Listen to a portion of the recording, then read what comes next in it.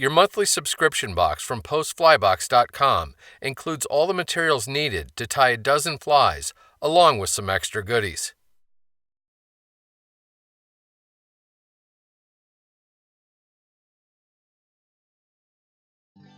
The drowning hopper is a great summer and early fall pattern that works particularly well when trout seem reluctant to take higher riding imitations.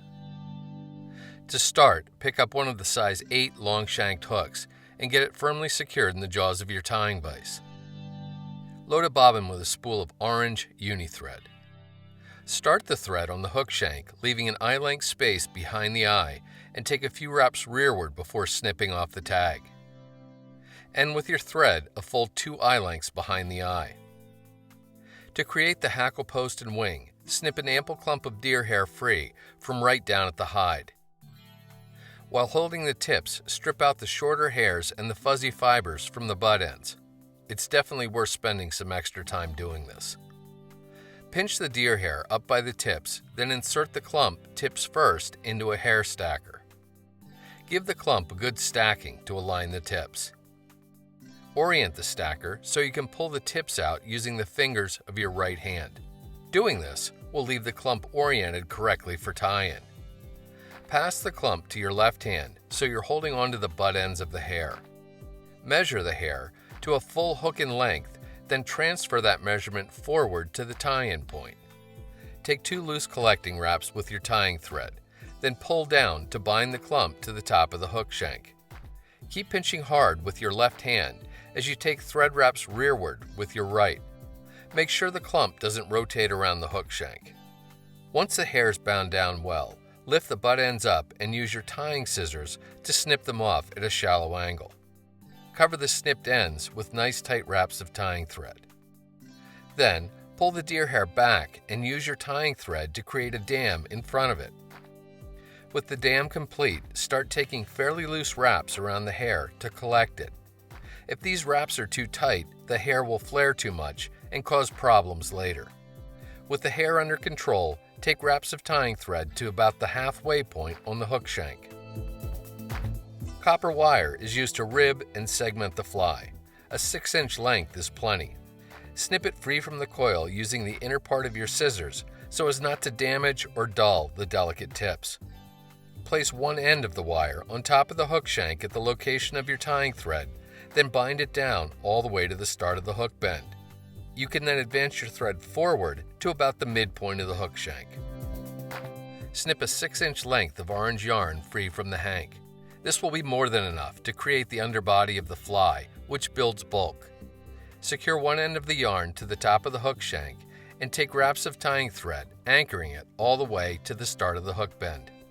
Then, make open spiral wraps forward with your tying thread up to just behind the hook eye. Get hold of the yarn and make touching wraps with it up the shank.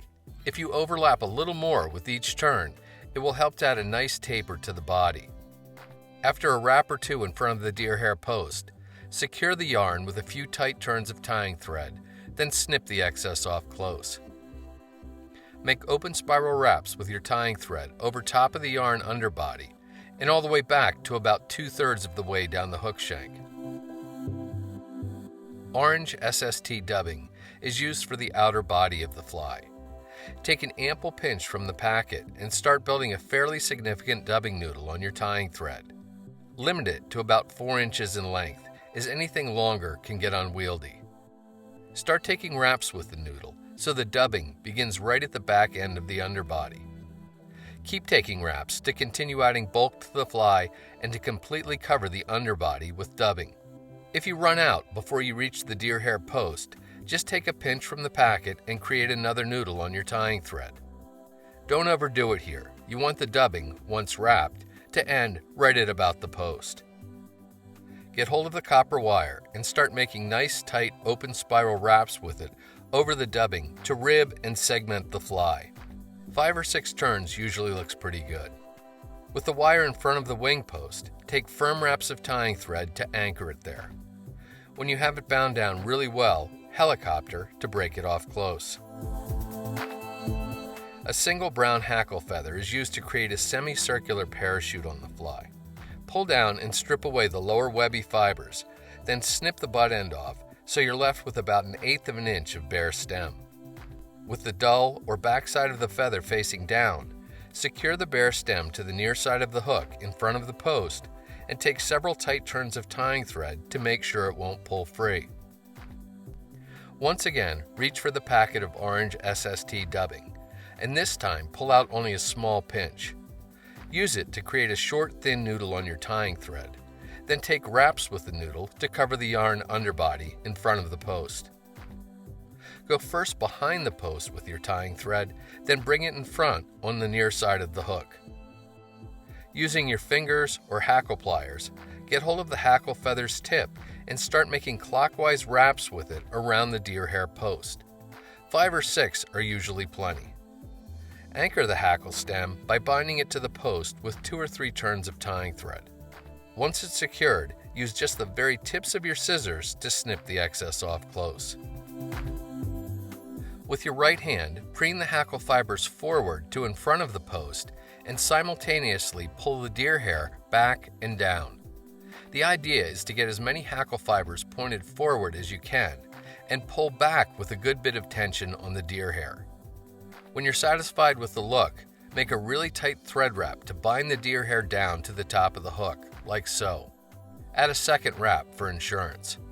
Now, take a little breather, as the tricky part of the fly is complete. Pull a single strand of brown rubber leg material free from the rest and fold it in half. Snip the formed loop so you're left with 2 equal length pieces. Then, fold both of them in half and give that loop a snip. You should be left with 4 equal length strands, enough to make 2 drowning hoppers. Set 3 of the strands aside and place the 4th against your tying thread and bring it around the back side of the fly until it's bound down by your tying thread on the front side. You can then pick up a second rubber leg segment, place it in front of your thread, and bring it up into position on the far side of the fly. Pull down on your tying thread to really anchor the rubber legs, then take another thread wrap to lock everything in place. With the fingertips of your left hand, pull back on the rubber legs and hackle, and bring your tying thread underneath the hook so it catches just behind the hook eye. Take a couple of wraps there to make sure the thread doesn't unravel. While keeping tension on the thread, once again pull the hackle and rubber legs back and complete a 4 or 5 turn whip finish immediately behind the eye. After seating the knot well, snip your tying thread off close.